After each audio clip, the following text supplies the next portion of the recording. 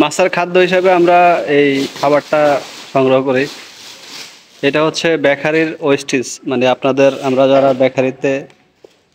বেকারির খাবারটা খাই, দোকানের রুটি ডেট এক্সপায়ার হয়ে গেলে যায় বেকারি যে রিটার্ন নিয়ে যায়, তারা এটাকে আবার সংরক্ষণ করে রাখে, আমাদেরকে সেই খাবারটা আবার দিয়ে দেয়।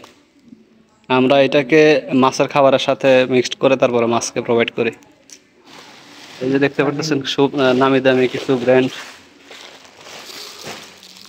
এই যে চকোবাইট, এই যে আপনার হরলিক্সের হার্নিক্স, যে অল টাইমের ব্রেড,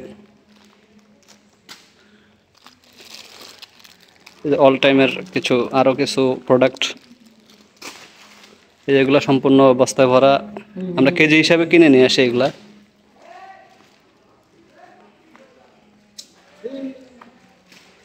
এই যে দেখতে পারতেছেন, এই যে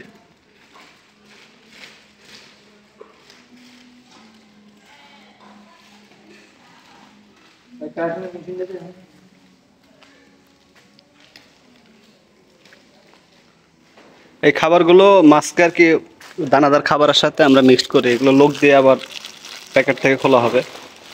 এগুলো ডেট এক্সপায়ার মালটা আর কি, আমরা দোকানে যে খাবারটা খাই ওটা দোকানদার যখন ডেট এক্সপায়ার হয়ে যায় বেকারির রিটার্ন করে, সেই রিটার্নকৃত মালটা আমরা কেজি হিসাবে আবার কিনে নিয়ে আসি।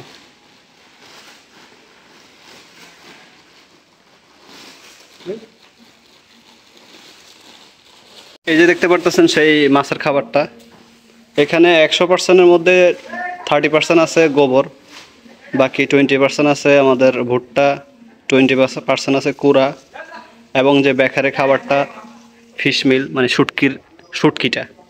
শুটকিটাও আছে। তো এইটাকে আমরা এই যে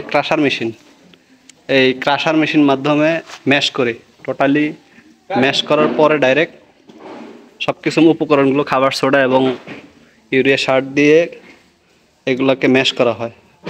ম্যাশ করে এরপরে এই ক্রাশার মেশিনে দিয়ে তারপরে কমপ্লিট পাউডার করা হয়। আমাদের পিলেট মেশিনও আছে। এই খাবারটা পিলেট হয় না, এটাকে ডাইরেক্ট পাউডার করতে হয়, পাউডার করে তারপরে আমরা মাছকে দিই। আলহামদুলিল্লাহ মাছের ভালো একটা গ্রোথ আসে এই খাবারটা দিয়ে।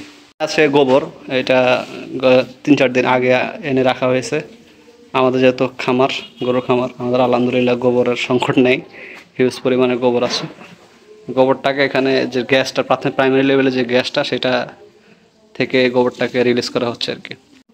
এই হচ্ছে আর কি মেইন প্রোডাক্টটা খাবারে। এই যে